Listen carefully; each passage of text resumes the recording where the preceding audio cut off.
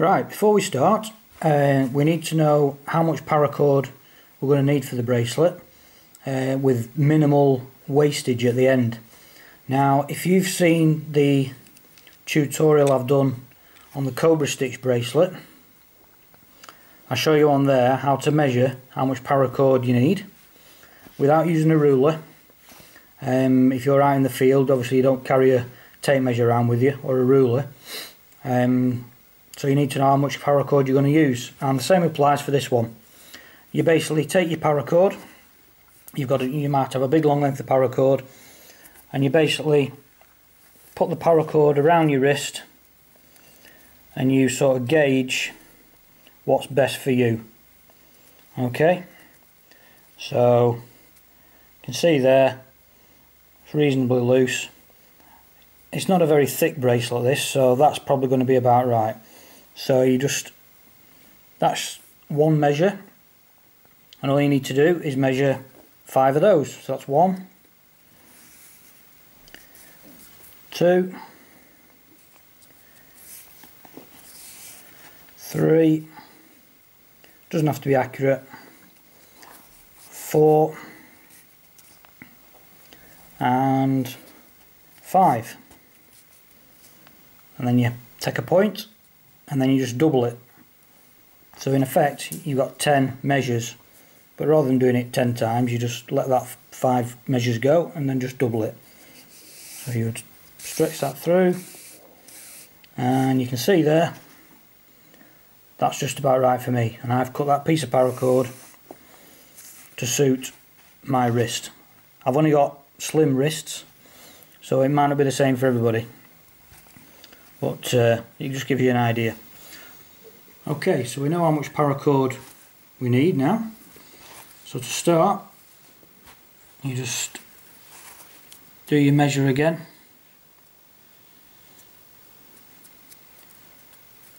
And you want to be fairly close this time, not much gap in between. Okay, and then you're just making 2 loops, but 3 sections like that,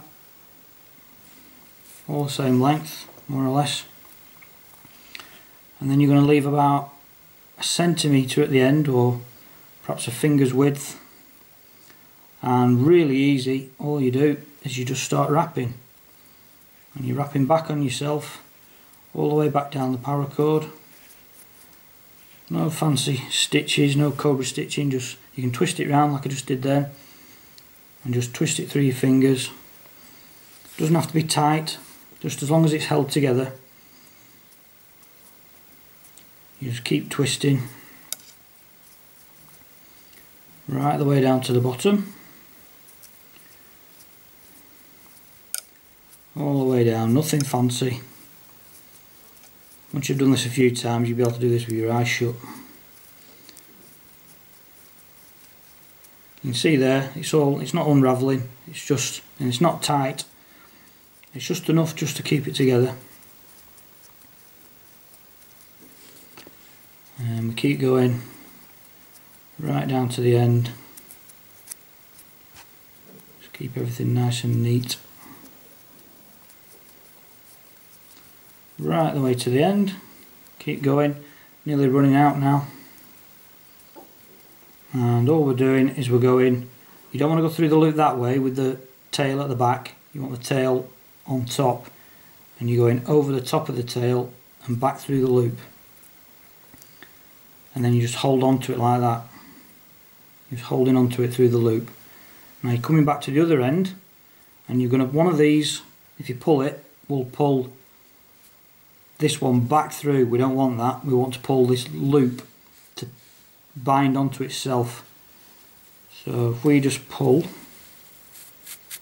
can see there, hopefully, oh, it's pulling in on itself and it's just tightening up. Just keep pulling,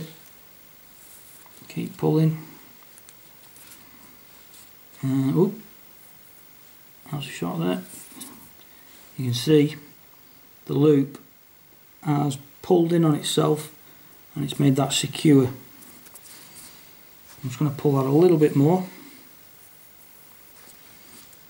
So that stops this little tail end from coming undone. We've still got this loop here, this end here, but that one has pulled in. You can pull that right in to it's almost inside the coil. You can see there, and now we've got a big loop on that end. Now what we're going to do now is we want to make that loop smaller, so we're just going to pull on this loose end to make that loop smaller, and it just wants to be just so you can just get your finger through it like that. You can see there it's nice, and you can just roll that if you want, just to even it up. And then this end you just want to put a figure of 8 stopper knot on the end. If you need to know how to do one of those, you can go to one of my other videos, the 8 basic knots, and you've got a stopper knot on the end there. So now you can put that through your loop like that, and that'll hold no problem. And you can see that's perfect for my wrist, having measured out the paracord. So there you go, simple. And what you can do now is you can just go to this end, undo everything. I know that I've got 2.2 meters of paracord there for the width of my wrist. It's 2.2 meters of paracord, and if you need the paracord, you can just undo it like this, and then that all just unravels. Simple as that. And there you go. You've got 2.2 meters of paracord there, which is just over 7 foot. And you can that's a usable piece of paracord for making a shelter or hanging a pot over a fire or anything. Brilliant. So there you go. That's the very simple paracord bracelet. I hope you enjoyed that. Thanks for watching, and I'll see you on the next video.